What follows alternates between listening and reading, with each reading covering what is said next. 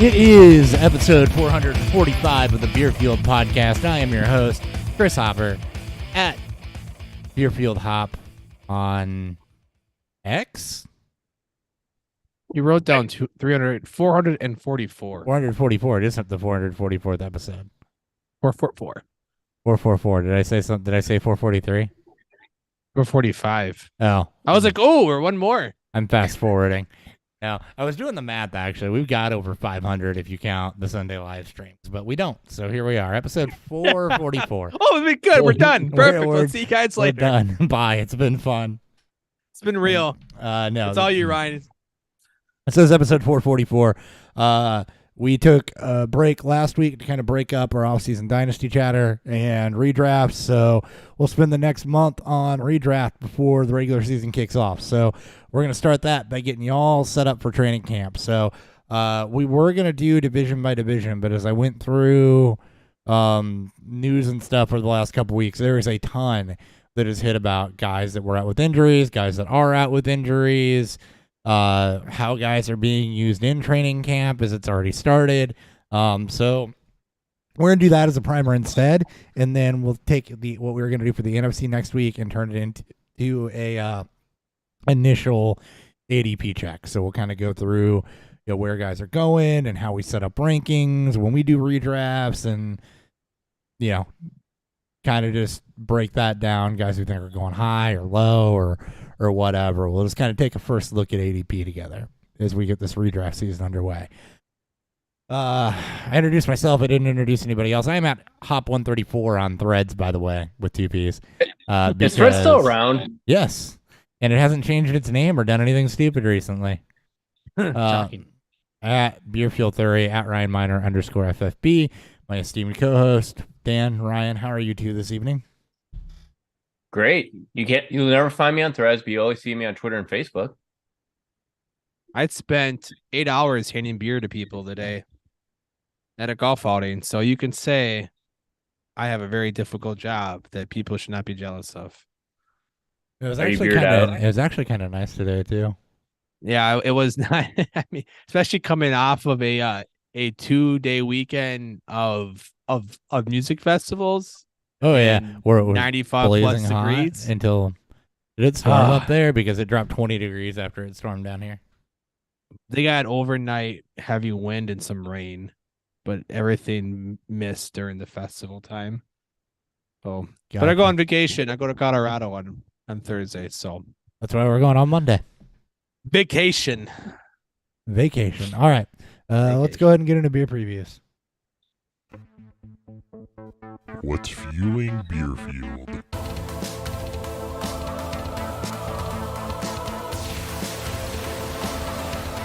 What everyone wants to hear anyway. Ladies and gentlemen, it is the season. It Oktoberfest season. Oktoberfest season. So we are kicking it off with it's fall beer season, which is the best beer season, by the way. Just in case anyone's wondering, fall beer season is my favorite beer season. This is Schlafly's Oktoberfest, and I have it on good authority. This is a new recipe this year. So they have changed this up. They are apparently, again, I will not reveal my sources, but they're better than the ones that talk about Jonathan Taylor, apparently. They've changed up the Munich malt that they're using and in general made it less hoppy. So this is not a first look. I had one before dinner, and I will save my thoughts until about midway through the episode. But Schlafly's Oktoberfest with a slightly modified recipe using a different Munich malt, which will help your toasted caramel kind of melanoid character, the richness of it overall. And then apparently less hoppy. So there you go. Dan. Right. Me? Or Ryan, I don't care. One of you. All right. I'm fighting a fly right now. That's tough some days. I was just in Columbia, Missouri this past week. So naturally you got to get something around that area. I decided to get Mother's Brewing Company. So they're out of Springfield, Missouri, which isn't necessarily super close to them, but they distribute across the whole state. So it was something I wanted to grab while I'm out there. This is their Lake Break. This is their easy drinking ale. So, think of all day IPA from Founders, from more of your broader spectrum of that style. I had a few of these when I was out there. I got a couple left that I brought back. Mixed thoughts on it, but we'll get to that later. What was it again? And I had I'm sorry, I missed that. What was it again? Lake Break What style? is easy drinking ale, is what they call it. It's like a golden ale, I guess. Okay. Sorry, Ryan. Go ahead. I could see that. Yeah, I can see it being a golden ale. And I have Happy Dad Hard Seltzer fruit punch flavor. I don't know if you guys heard Happy Dad. It's a West Coast California YouTubers that came out with that, and one of my friends is a distributor for Michigan, so I got it for him. Nice. Okay. All right. It is a golden ale. Nailed it. Yeah. All right. We're just gonna go ahead and kick this thing off. Joe Burrow sustained a calf injury in training camp. I've seen mixed reports that he will or won't be ready for week 1. So first thing to monitor is that Joe Burrow is missing time. With veterans, especially quarterbacks who've been in the same system for a while, you're not really concerned about his ability to run the offense. They haven't, personnel hasn't changed really at all for him, so you're not too worried about chemistry, but it is just something you want to monitor. Anything to add to that, guys? I think he'll start week 1. I mean, it didn't look significant. I mean, he just did it while running a play, but we won't see him at all during this preseason. No. Zach Taylor did say that there's a chance this could leak into the season, but we're 6 weeks away from that.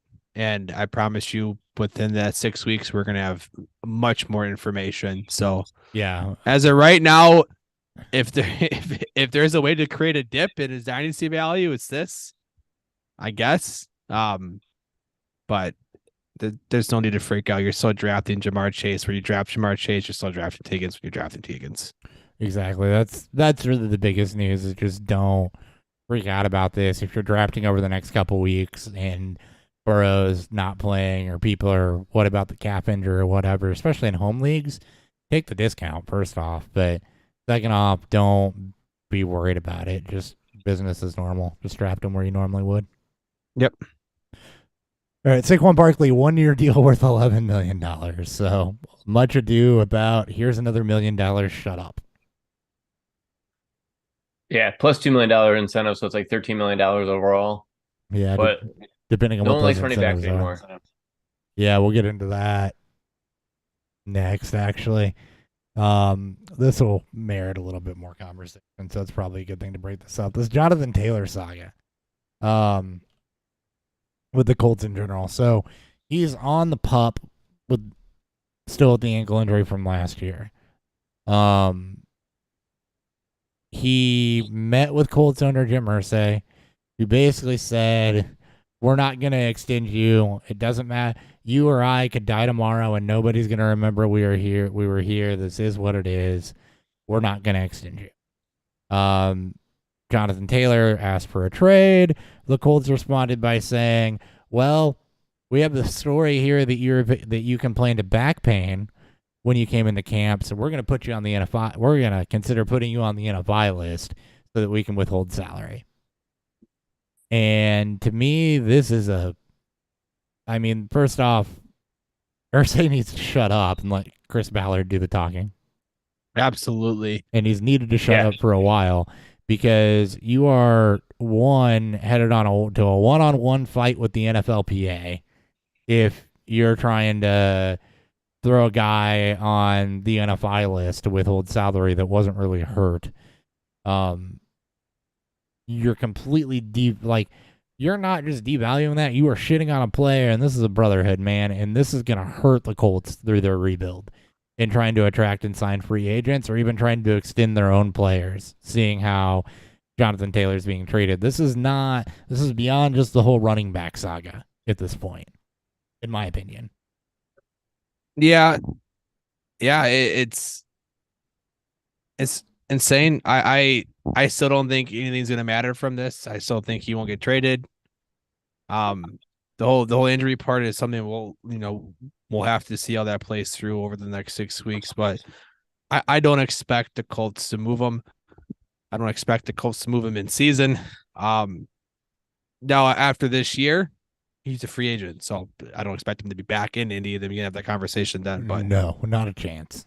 It's But if he sits out though, doesn't he have to? He loses a year of eligibility, right? yes, he has. Like, there's no way he sits out. There's no, He'll and if they play. put him on this NFI list, Then that's then not he on doesn't him. accrue. Yeah. No, he still won't accrue a year. He still has to come back and play. He won't accrue a year. Yeah, that'll be a fight if they stick him on the NFI list. And I don't think that happens. I think that was always an empty threat. Yeah. the NFLPA will have a fucking heyday with that. Yeah. That was an empty threat, and that's just Jim Irsay being a fucking moron. And you're absolutely right. We'll see what the repercussions of this comes.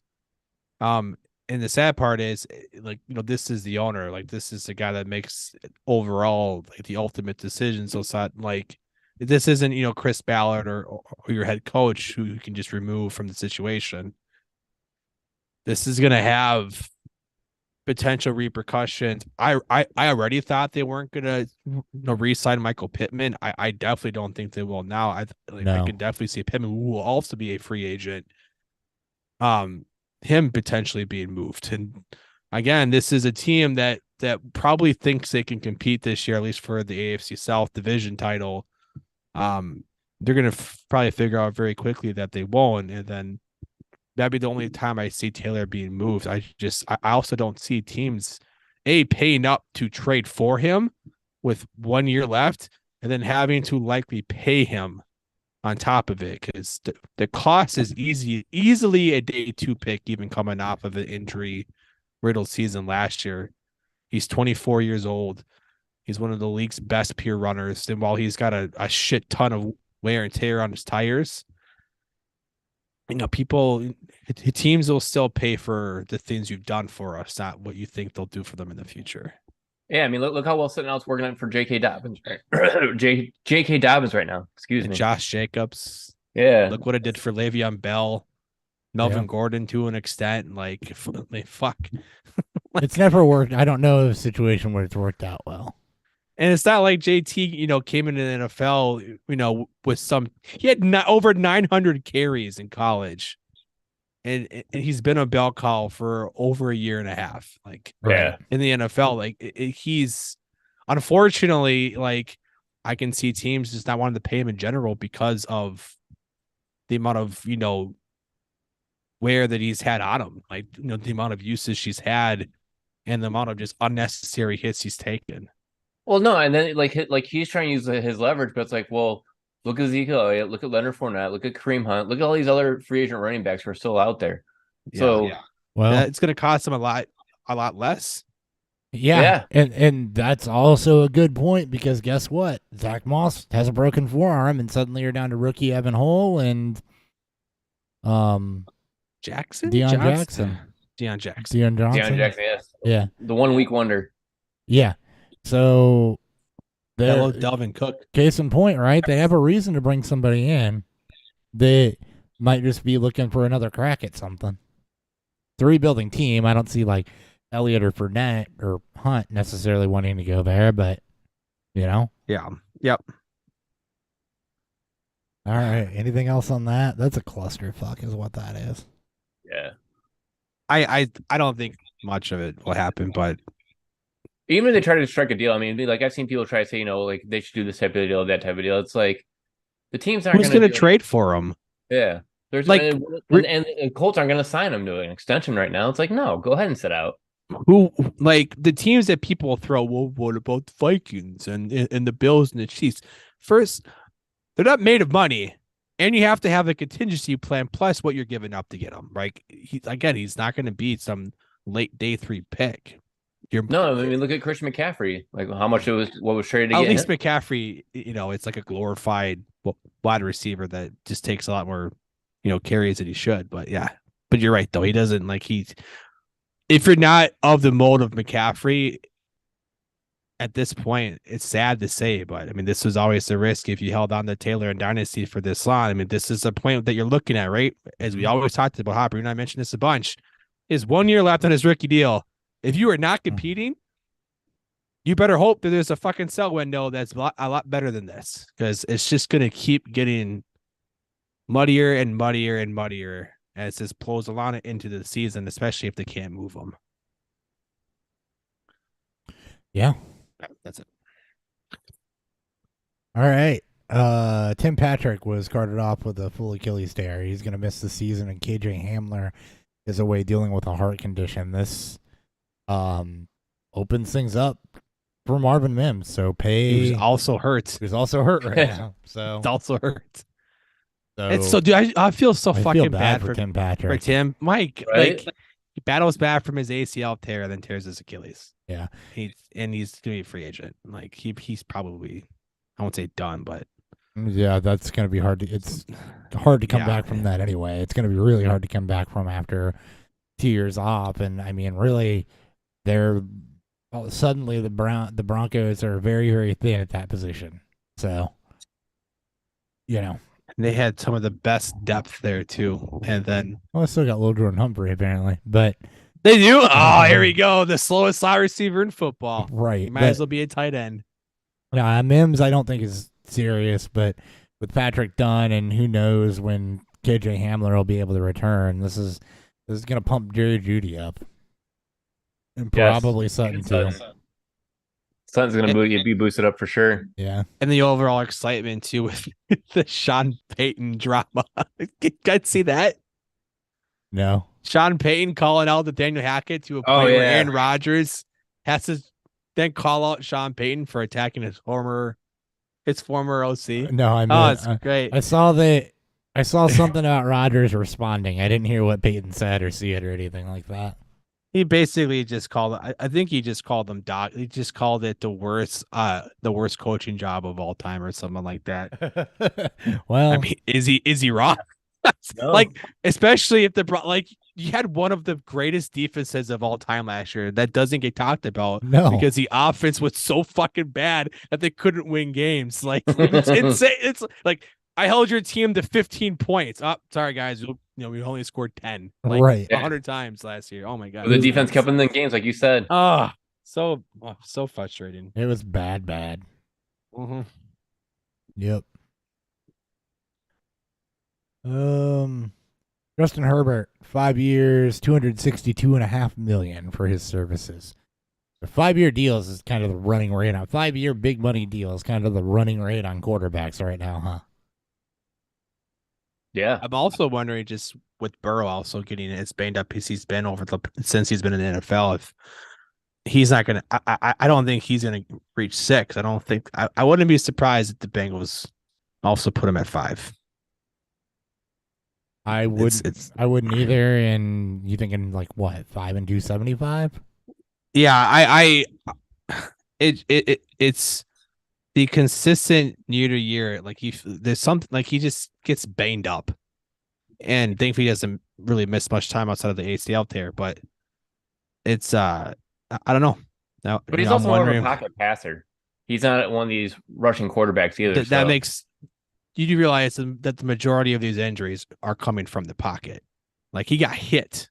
That's how he tore his ACL. Like, it wasn't like he wasn't sliding or running outside containment. He did what pocket quarterbacks do.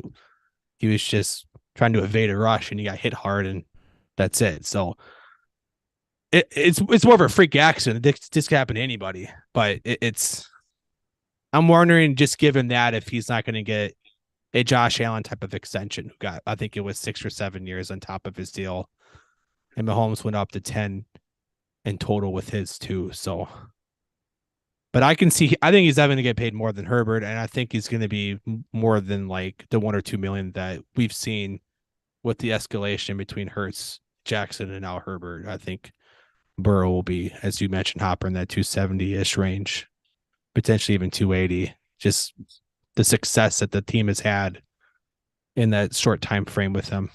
Yeah. And he's as beloved as any of the top quarterbacks in his city. Like, yeah, he is the fucking Bengals. But I think that Herbert sets that, right? He's going to get more than Herbert did. Either in years or money or both, he's going to get more than Herbert did. So Yeah, I don't think he'll go less than 5. He'll want to have that type of job security, but I was Plus, for sure thinking 6 or 7, but I don't know anymore. plus, if you're doing any drafts right now, buy the dip. Buy all the Herbert, man. I got That's gonna be the I got best. him at Gonna be one of the QB. best. I drafted him as QB6 today. Going to be one of the best offenses in football, I think. So I think Yeah, so. can't pass that up. I think it's going So to be much scoring. much improved. and as we see Kellen Moore become the head coach next year. Yes. All right. Sorry, I keep having to go back and find my place because I'm still adding to this. And the biggest waste of a performance-enhancing drug ever, Ronald Jones has been suspended for 2 games for PED usage. And I feel worse for the PEDs. Oh, man. They didn't deserve that. What a waste. They don't deserve this type of bad news. I mean, you stated it wrong. It's 2-time Super Bowl champion Ronald Jones. Ronald Jones gives PEDs. See a with bad Dallas, name. right? Yeah. He's with Yeah. Dallas right now. Oh, here comes Zeke. Ronald This is slow. I'll line it up for Zeke to come back. Ronald Jones gives PEDs a bad name. It's like, oh man, is Ronald Jones got busted? Oh man, we got to step up our game. Right? Man, we don't want to be associated with that guy. Ah, Seahawks, Kenneth Walker and Zach Charbonnet are both down with injuries. It's a groin for Walker, a shoulder for Charbonnet. No details or timelines available on their return. Listening to Pete Carroll, sounded like Walker's could be long-term, but maybe more precautionary. So read into that what you will. That's kind of playing both sides of the same coin. Whereas for Charbonnet, it was just, we don't have a timetable. I'm avoiding all costs. Seahawks back's already banged up. I don't lingering groin injury with a back that's already proven. There's lingering injury issues dating back to last year. Yep. I love Walker. Again, great pure runner, one of the best in the league already, but it's very telling. He just may not get bell cow work because he can't stay healthy, or just because the team's like, we need to try to keep you healthy. You're going to be part of a backfield, a part of a committee. Kenny McIntosh season coming on. Right. DJ Dallas again. Here comes Dalvin Cook.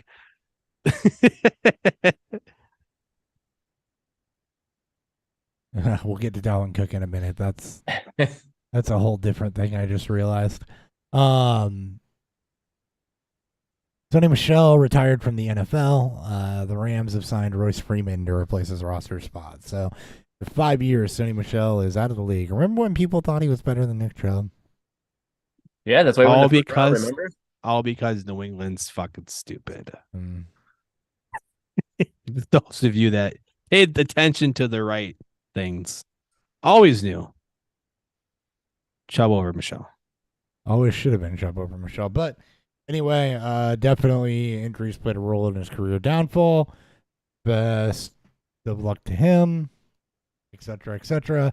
Royce Freeman latches on at a team where he'll undoubtedly probably have another shot for whatever that's worth. Mm-hmm.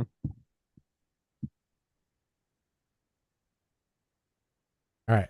Last note I had to put in there. I'll be attentive now. That's what we're waiting on, right? Dallas tight end Luke Schoonmaker is dealing with a plantar injury. So plantar fasciitis, torn one, no idea. Just said plantar injury. He's had that since OTAs. He's still sidelined without a timetable for return. So Dallas's tight end spot, to me, has been one of the most intriguing areas for somebody to emerge with Schultz moving on and that position having a history of productivity. To me, it was between Schoonmaker and Hendershot, and if Schoonmaker's missing camp reps, is a rookie tight end. I think that's going to tilt things in favor of Hendershot in your late round tight end derby. Seeing Jake Ferguson ahead of him on depth charts. Yeah, too, but Jake Ferguson doesn't catch passes though. Well, none of them Not catch much. passes right now. We'll see who decides to be the pass catcher.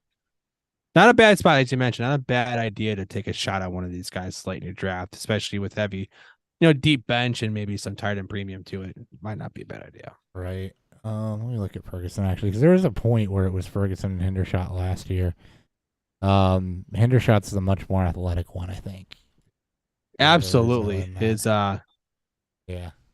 By a His lot. profile, Jake Ferguson's profile is not does not hold a lot of confidence from the athletic standpoint. Henderson's doesn't either, other than that whole agility score thing. It's actually they're actually not that different. Oh, they're not. I mean, yeah. I mean, 59th percentile for Ferguson agility score, but Yeah. 90th for Hendershot. I see. I'd take that. That matters. That's a short area guy that can kind of work on third downs and in the red zone. That's why I've leaned him and ignored Ferguson, is because the last fair. time this happened, Hendershot was pulling in more balls. Brock Purdy, which probably means none of them. Yeah. Well, in deep leagues maybe, unless I don't know. Brock Purdy cleared to return to practice. He does have mandatory off days right now. He's coming back from a UCL issue. So we'll at least get the camp battle everybody wants, right? Right.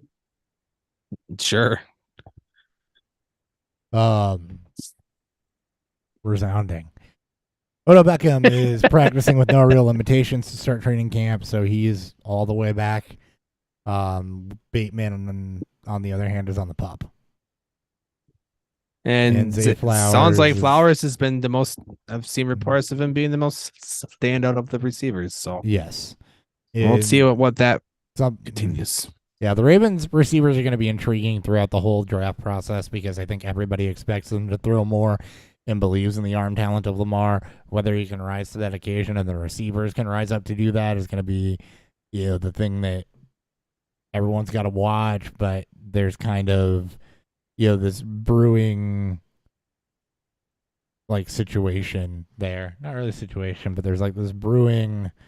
Well, no, they're in situations to succeed is what I'm trying to say. The environment that they're in for past productivity is good. So whether they can capitalize on that remains to be seen, but definitely one of the biggest things I think we're going to watch throughout training camp and into redraft season is where the ADPs are, where Bateman's health is, where the ADPs are on Beckham and Flowers, and, how things are going, basically. I'm pull up ADP. That time, going to be a lot of mock drafting. Oh, yeah. Yeah, their ADP is late, but they're within I think 10 wide receivers of each other. High wide receiver, 40s range to I think it's high as 52 is what I've been seeing. The last 10 days, FF Calc has had just under 10,000 mock drafts in full PPR leagues, 12 team. Large amount. Start getting a great idea to start building ADP narratives and just kind of seeing again. We've preached this on this show a bunch. We don't hate players, we hate ADPs, and this is kind of the first step in season with trends. And obviously camp hype, and then once preseason hits on Thursday with the Hall of Fame game, or on Sunday, excuse me, we'll start to get an idea of what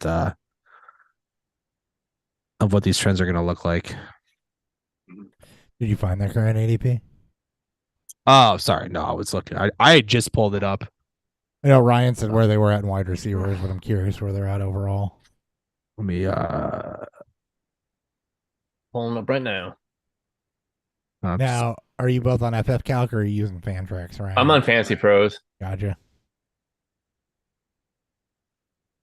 Which, in theory, they should be sourcing from damn near this. Well, FF Calc will pull off of its own. Fantasy Pros off of everywhere. All right, who are we looking at again? I completely blanked. Ravens. Bateman, 807. Feels high. Feels like the first one I've seen. Granted, this is past 10 days. 10,000 drafts is a good mark. I don't think he's the first though. All right, so on Fantasy Pros, they have Beckham at 48, going to 116 overall. Zay Flowers at 50, going at 124 overall. And then Rashad Bateman at 51, going at 122 overall. FF Calc does not have both of Flowers or or Beckham being drafted. That Seems odd. That's odd. The fact that Bateman's the 8th round pick and the rest of the wide receivers on that team are even showing up on the draft boards. That's really oddball. Yeah. I Oh don't know. no, sorry, Like there's FF Flowers. Calc, FF Calculus kind of been like going downhill the last couple of I years. gotta teach. Flowers is a 12th round. I gotta teach Dan how to use control. I got him at. I know how to use Control F, but they have their teams different. Like they still have Flowers as a FA. Really? Yeah. So I was, just going based off a team real quick, just kind of get an idea. But apparently they had it placed differently. Yeah, it's just stupid. I know how to use Control F. And Beckham is not on here. No, he's not. Well, yeah. Okay. Well, something to keep an eye on for next week to see if. Yeah. Where that goes. Real trends. Yeah, real trends. Matt Stafford is throwing a full workload in training camp, so they have to play him, right? Better or for worse. Right, yeah.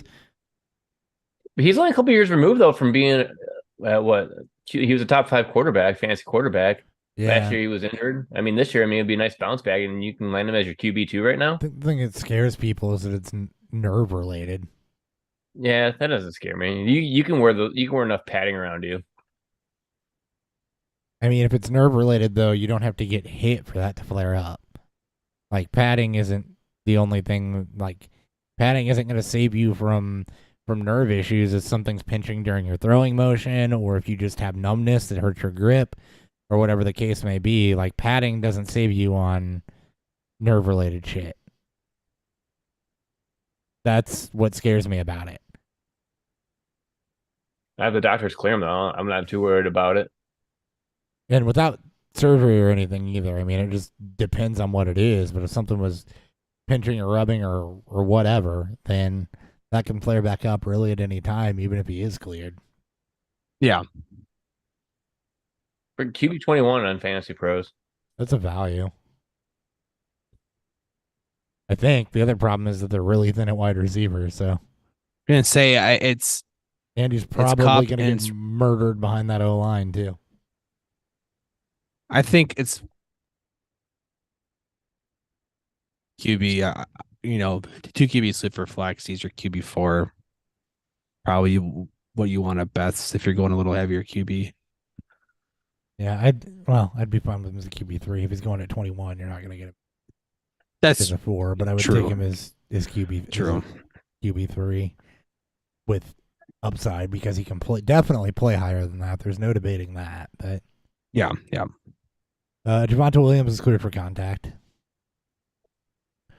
but probably not going to play at all in the preseason. But he's cleared. He seems ahead of schedule. He does, and that feels good. All right, here. Right now, Javonte Williams is he's at the turn. It's the 4-5 turn. That is Jesus Christ. Running back 23. So you're right in the dead zone. Yeah. I think you're fine with him in the dead zone. It's just you're still nervous. Depends if you're building your roster, I guess. Yeah. I don't see a true upside in this unless he just completely smashes expectations. I still think he's a second half play. What running back off the board is he? 23. 23? Yeah, I mean, that's the second half play, and the risk with ACL tears and people coming back from them is, particularly with running backs, is that you often see a hamstring issue crop up. Right. It's generally on the opposite leg, some sort of hamstring, strain, high ankle, right, type of thing that it's going to keep them off and lingering. And he also isn't going to catch passes because, I mean, they didn't sign Samaje Perine to not have a role, and that was never his shtick to begin with, so... And it's not like he's ever been a bell cow in his career dating back to college, too. He's always been in a committee. So you're hoping for efficient runner in a committee type stuff, which can still get you to RB2. Okay. But and it's still Denver. Should be looking at an improved offense. Yeah. You know, a bunch of potential shootout situations. Their defense is still very good, which means if they get ahead, they can be in positive game script modes, which is going to bode well for him. It's just, is he healthy? And then, can he maintain that? So second half of the season type play, but at that point, yeah, its cost is going to be astronomical. Yep. I mean, I'm okay taking him if he's in the dead zone, though. I mean, if you need a running back in that position, I mean, this is the game we play with who's he going around, right? Does he have more upside than anybody there? So running backs around him, I'll pull up the rest of the board. So who we sandwich in between, in the 4th round, you have Montgomery, Madison, Swift, Pierce, James Conner. In the 5th round, because he's on a turn, Dobbins, Akers, Gibbs, Sanders, Kamara. That's just the backs going within that 4 to 6 range. Feels about right, honestly. Obviously, wide receivers are going to, with them being a deeper position. I don't personally, you can read them. I don't care because I'm looking at it from it's fine. Structure standpoint of that. At that point, I'm sure wide receivers in that area are going to be better. You don't want to be taking running backs in the dead zone. But I feel like Williams and Montgomery, you can probably draw a lot of parallels between. Ryan, what are your thoughts? I'd rather take Williams way after all those players. I mean, I still don't feel it. I'm not that high on him. Yeah. I mean, you've always been where I've been with it. You've been a little more cautious, like we have been. So yeah, just more. Dobbins cleared too this time last year? Maybe 2 years ago, and I thought he got cleared. I think I got cleared before training camp, and then I thought it was all positive news until it became like positive news, and then he went on the pup, right? Him, yeah, but it was generally him. It was kind of the same from the coaching staff saying they weren't sure, and Dobbins was the ones that was guaranteeing that he'll be ready by week 1. I think that's what it was. I don't think he was actually cleared. I think he was putting out there a lot of making you think he would be, and then the coaching staff was pulling the reins back, and then he got reintegrated slow, and I think there was a hamstring injury there with him. He definitely and then he got hurt again last year. Full year removed, he was still struggling with this, and these players are going to be different. Maybe it will be different for Javonte, and RB23 sounds a lot nicer than a player on the 4 or 5 turn when it comes to roster construction. It's just, I think the problem heavy I'm not in love with it. I'm not. I can't get behind it. I think I can. The problem I'm gonna have is that in a week, I guarantee you, once more people mock and some of those days where he wasn't cleared falls off, that he's gonna go up in ADP and I'm gonna be out. He's only right, and if he I doubt he plays. I highly doubt he plays any presets, and maybe the 3rd game, just to get some run, just to get some contact hits, but. He's not gonna be a full goal week 1, dude. Right? No, they will slowly bring him on, and he may never reach a full workload in terms of multiple games in a row where he's getting 20 plus touches either. And you look at the guys around him, right? Montgomery is solid, but they're both healthy, both will go. Their roles figure to be pretty similar. Yeah. Akers has injury history. Dobbins has injury history and is on the pup for what I believe is non-injury stuff. We'll get to that in a minute. But, James Conner is another guy with injury history that, definitely has the ability to outperform there. And honestly, I would rather have maybe Conner at that position just because of knowing what you're getting into, whereas Williams is kind of a black box of that. But I think that I can justify him being in the tiers and now, but in a couple weeks when that ADP skyrockets, or doesn't even skyrocket, just bumps up a couple rounds, I'm going to be out. Yeah, as soon as he gets into that, full on 3rd round, which he absolutely could if reports continue to be positive, and you're gonna get all the truthers that are gonna go out there and just pound the table for him. There's enough of them that likely cause that shift. Yeah. Anything else on Williams, Ryan or Dan? No. No. All right, Aaron Rodgers effectively signed a 2-year deal with the Jets worth $75 million. It's actually a 5-year deal, but there's void years on there for salary cap purposes. So, Yeah, he'll be there for 2 years. Yay.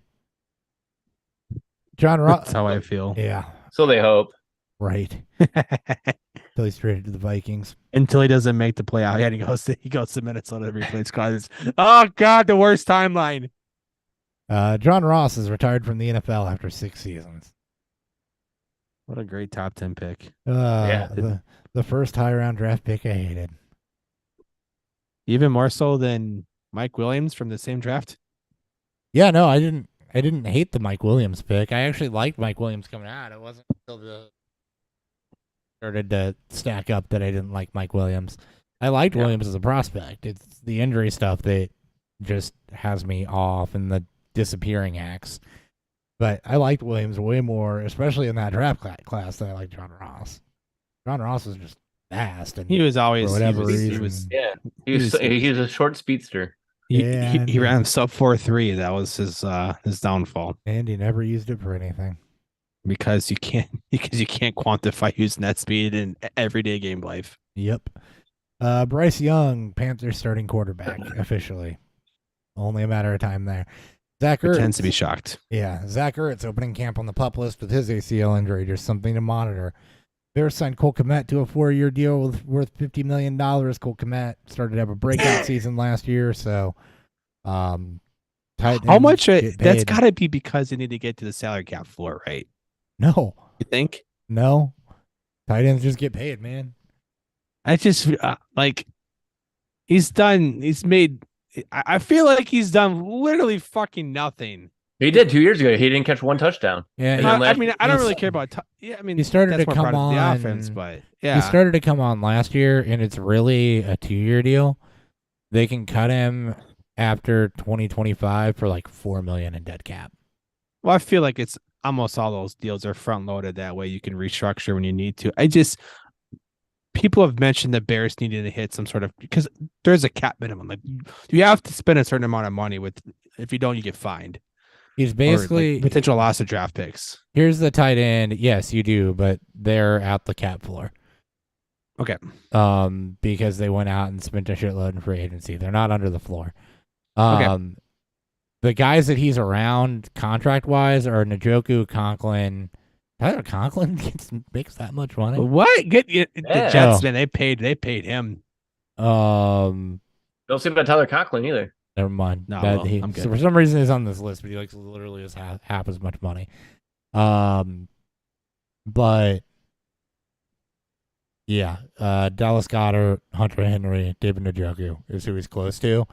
And actually on Spot Track, they do statistical comparisons. Cole Kmet is at more receptions a game in his career than Njoku. He's never missed a game. While the receiving yards haven't necessarily been there, his yak is right in the middle of the pack there.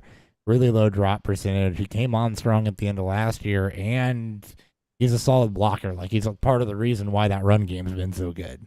So that's the part that you can't really quantify in stats. Yeah. Is that I mean, he had 7 touchdowns. I mean, he came out strong with the touchdowns. He had 0 touchdowns last year. he Or, matters. 2 years, 21. Yeah, I always get the years confused too. Yeah. He matters a lot to. He had 69 targets. Yeah. That's it. That's all you need to know. 69 targets. Nice. Yeah, he matters a lot to that running game, I think. And he's always on the 94.5% snap share. Pretty much never got off the field. Also, the salary cap floor. Hold on. A true catch rate of 100%. Must spend 89% over a 4-year time span. Is the cap floor. It's not even a year per year. Okay. Wasn't That's right. It's over 4. I think it's through a It's 4-year yeah, period. 89% over 4 years, however that works That's- out. And this is their first year not being. Okay. Then they're up yeah, that's right. against Because it, so I learned this listening to the Decision Point podcast. They talked about salary cap floor and all that jazz stuff. So that's yeah, I've seen people make jokes that the Bears could try to go after Jonathan Taylor just so they continue to try to hit that floor and just give them a bunch of money because they're going to have a bunch of money. Yeah, 3 years ago they were 22nd in available cap space in the league, so they're fine. They're fine. This is fine. It's not like the NHL where it's year to year and you trade for injured players to pay their salary and stash them on long-term IR to get to the cap floor. It's all basketball is too. Yeah, it's just the dead contracts and just basically whatever, trying to get as much money off the books as you possibly can the following year, so you can spend it in free agency. If you're tanking, that's how you do it. John Mechie cleared from his hamstring injury to return to camp. He hurt that in OTAs, so one of my favorite sleepers this year, or breakout candidates that keeping an eye on. Wan'Dale Robinson on the PUP after a late season torn ACL. So if you're watching for who's going to break camp as the Giants' top receiver, that again is another training camp thing to pay attention to between Hodgins and Hyatt. And I guess maybe Shepard, Wan'Dale Robinson not being there helps that. Saints signed Jimmy Graham. Not to a fun retirement deal. Legitimately a 1-year deal. Legitimately wasted money on a 39-year-old or however old he is, Jimmy Graham, because he's 37. quote unquote in the best shape of his life. I thought the same thing. I thought it was a 1-day deal. No, maybe that's what I was like. He hasn't played in like 3 years. I saw it and I'm like, cool, he's retiring a Saint. Nope. Yeah, as he should. Actual contract. Yeah. Well, maybe this time next year he'll retire a Saint. And you want to know, like if you want a really small idea or small reason why the Saints organization isn't that well run, they wasted money on a 39-year-old. He has not played since 2021 when he was with the Bears. Like, how are you going to help that? Like, like, and the NFC South is like just legitimately competitive in a really bad way, but still, like, they should be the best team in this division on paper. Nope, we're going to go out and sign Jimmy Graham to a 1-year deal. Maybe like locker room veteran presence. I don't. It gotta be. Something. I have no idea. A couple of quick hits. Kendre Miller, back from the PUP. He started camp there, so he'll be on the field. Alvin Kamara should have a hearing with Goodell this time next week, if not later this week. We should know how long he's going to be suspended for. Rashad Bateman on the PUP to start the year. Kadarius Toney is already hurt. He had a knee injury and a cleanup procedure, so something to monitor there. We'll get more Bills later. Bills running back Nyheim Hines. More Chiefs later. Sorry, Bills fans. Bills running back Nyheim Hines will miss the season after suffering a major knee injury in a jet ski accident. So start your James Cooks, I guess. Start your James Cooks, I guess. The Cooks be cooking. Yeah. No camp restrictions for Jimmy Garoppolo, and Denzel Mims was traded to the Lions, keeping up with old favorites. Hooray! Actually, I was at Lions training camp yesterday. That was pretty interesting, pretty fun. Nice. Yeah. All right, let's hit a beer review, and then we got some shorter segment of hype and rumors to get. Beer review.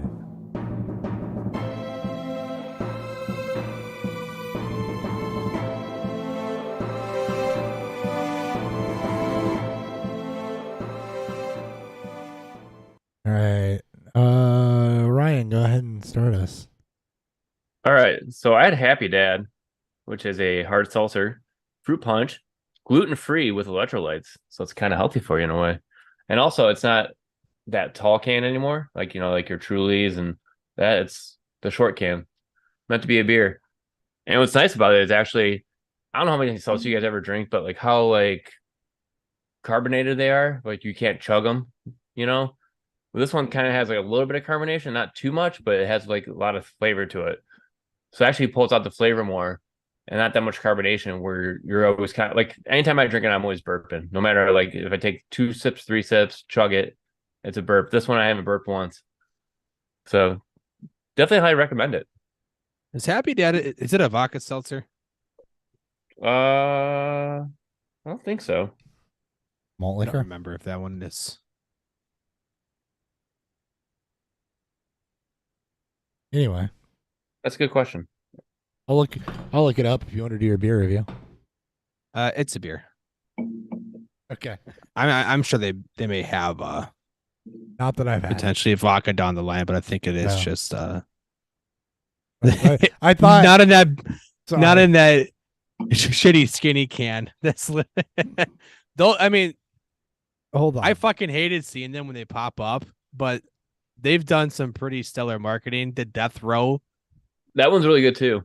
the Death Row one. Oh my god, that's all right. All right, it's marketed strictly towards dads. So, gotta tell you that when I said I'll look it up, Dan, go ahead, and you just said it's a beer. I thought that's how you were doing your beer review. Oh, But you're just like, it's a beer. yeah, we're going back to year one, baby. It's good. Is it though? It's fine. Is it all right? So I'm drinking Mother's Brewing out of Springfield, Missouri. This one is Lake Break. This is their easy drinking ale, which is a golden ale. For some reason, I thought it was a light hoppy ale, so that's where my concerns were. Obviously, I was wrong, so it changes my perspective of it. You get the nice golden color to it, slightly unfiltered. To get you the hazy color to it. Again, it's 4.6%. It does exactly what it's aimed to do. Light, easy drinking, not very filling, doesn't, it's not overly carbonated to kind of help, that could get you to the bloatedness. It's not overly malty. It's just a very simple drinking beer that you would have as you're mowing your lawn, or if you're out on the lake or out on a boat. It's not really my favorite style, because it's just kind of a beer, but it's a beer for what it's supposed to do. It's not bad. Complain about Happy Dad when I pulled up their website. Like the first thing you see is store, and there's nowhere to go to see like what flavors they offer or anything like that. It's like, got it. You really are just here for the advertising, not for the quality of anything. Yeah. Their packaging is just such dog shit. It looks so bad, but they sell because it's marketed towards dad. Mm-hmm. All right. Trifly's Oktoberfest with a new recipe. So hops are still very, very much here, but they are not at the forefront anymore. They are offer nice support, good supporting bitterness, good noble hop character, but it's in the background. What really shines in this is actually the toasted malt, which is good. That's what I want to shine in my Oktoberfest, right? Especially my Märzens, not best beers. It's toasted, it's rich, it's got a nice little underlay of caramel to it. This is definitely one of the better ones I've had. Whatever they changed, they absolutely nailed it on this one. So good job to them. It's light, it's crushable, it's clear, and it's extremely well done. So definitely highly, highly recommended for Oktoberfest season. Been a while since I've been enthused by something Schlafly did, so good for them. Good for them. Good job. All right, back to camp. So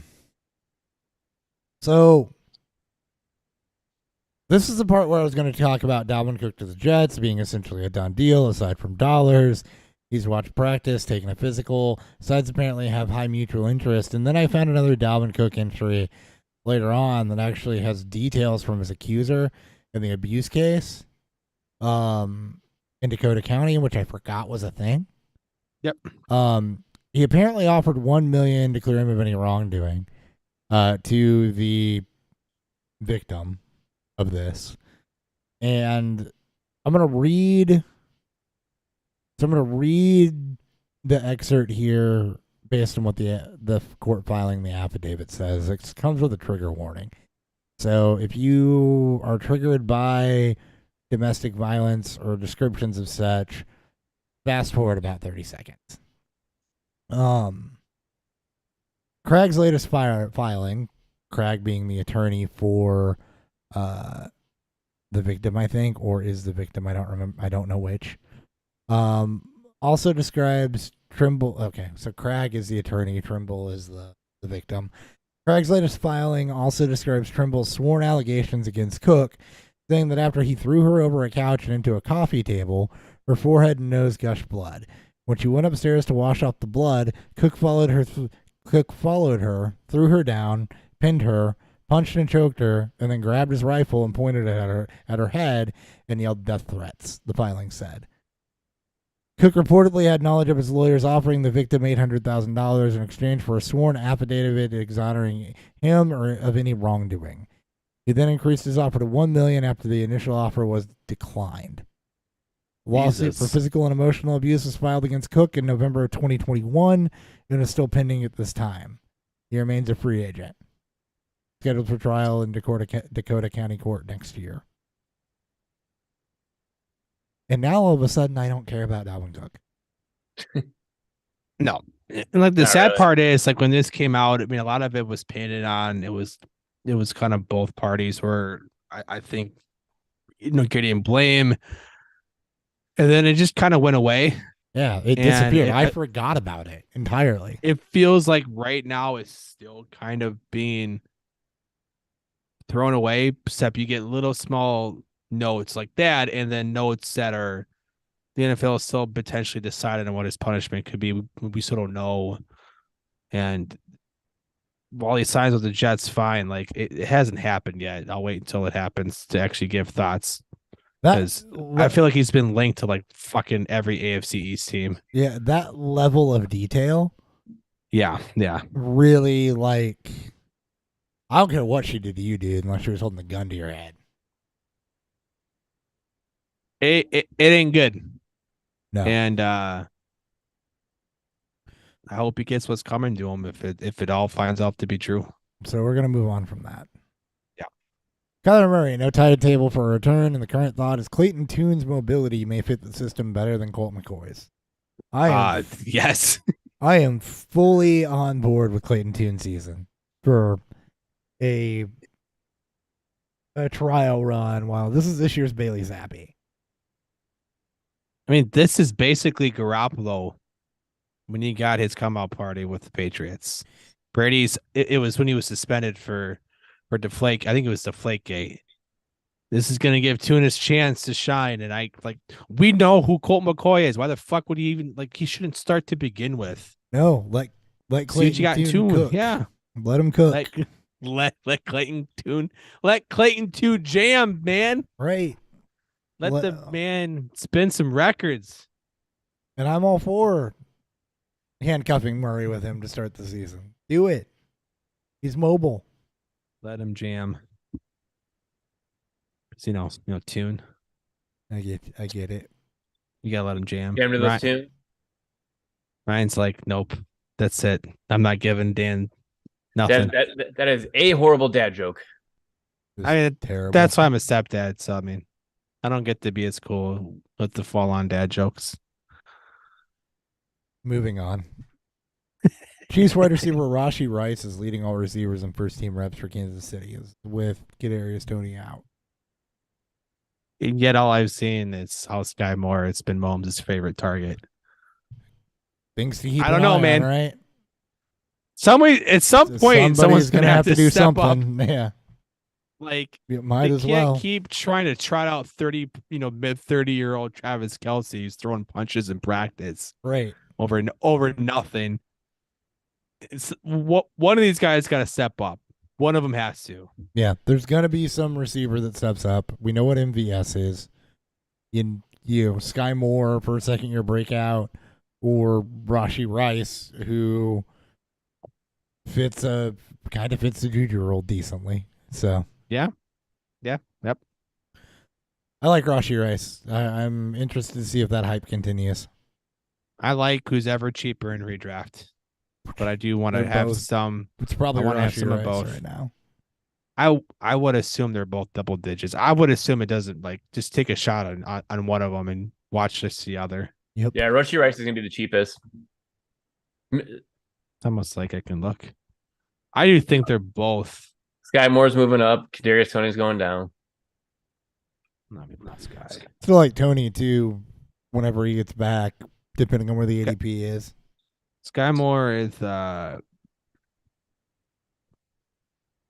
round and a 10th round, so double digit round. Oh. And Rice is not even on the board. Good. Which makes sense. Keep it that way. Give him to me my last round. Yep. J.K. Dobbins on the PUP list but without an injury, looks He's sitting out. Melvin Gordon confirmed today that he's sitting out. Yeah, it looks like he's holding in. A fart? No, that's what they call it when they're there, but Holding. refusing to participate Okay. is We didn't even talk about Melvin Gordon going to Baltimore because that happened. They're holding him from being out on the field. no. We didn't talk about Melvin Gordon going to Baltimore because I don't care. I can't wait for him to be a veteran cut, which is what I'm fully expecting to happen. And seeing people like, you think this is a big deal for Dobbins? I'm like, no. No, not at all. Melvin Gordon's over the hill, bro. He's not even he never was efficient. No. No, I'm he not worried wasn't. about Melvin Gordon. He just had a lot of volume. Yeah. Antonio Gibson has stated that he expects to play a third down back role in his new offense. Just want him to get all the work. Seriously. I do too, but if he's catching passes, that's what I want most. Even better. All right, let's see here. Just keep Let's giving him see. the second and third down. Then that way you're guaranteed some runs. I said that he would likely be on the field at the end of both quarters too. So it sounds like this is a third down back and a 2-minute drill back, basically. Absolutely. And he's got the size. Yeah. So Gibson, 7th round pick, 704. Oh. Brian Robinson, 807. Gibson out of the RB dead zone, a perfect fit for a lot of builds. Mm-hmm. And I would much rather wait on him than take Javonte Williams. I'm with you. Yeah. How is Tyler Algier still an 8th round pick? Sorry, that's just.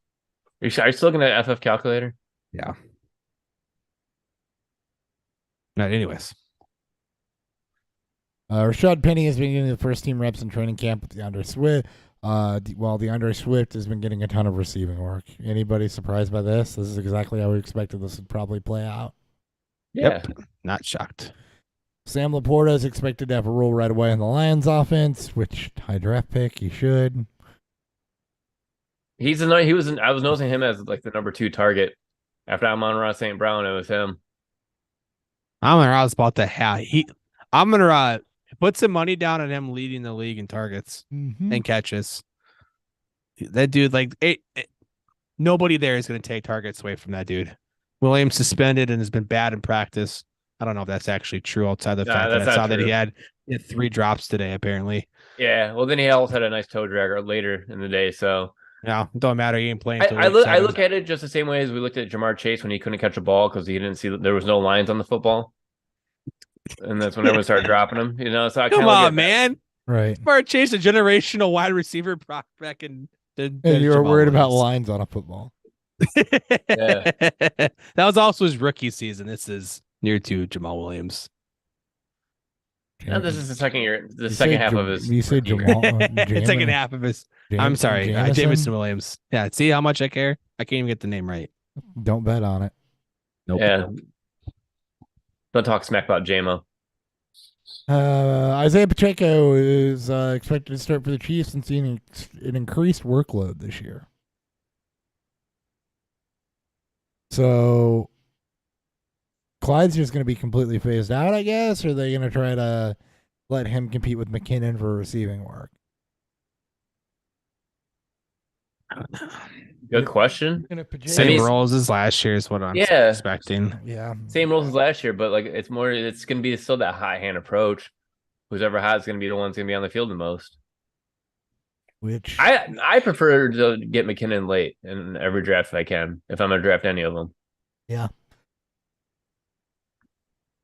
Pacheco will be interesting to see how high he's going, I think.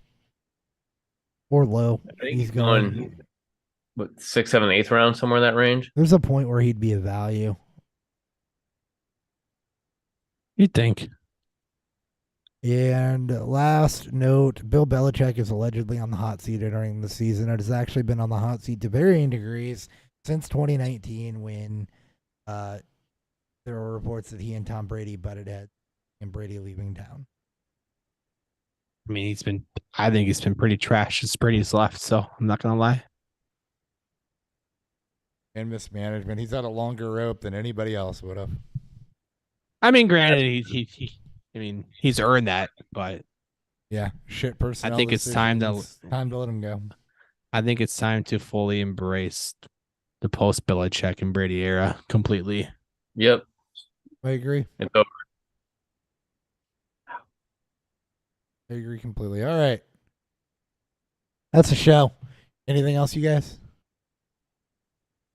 It was a beautiful show. Beautiful show. Thank you guys for tuning in. We will be back at some point next week, yet to be determined. We'll talk about that. See ya. Word. Peace. Yeah.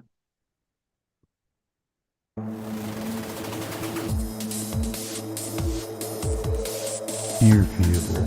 Beer fuel.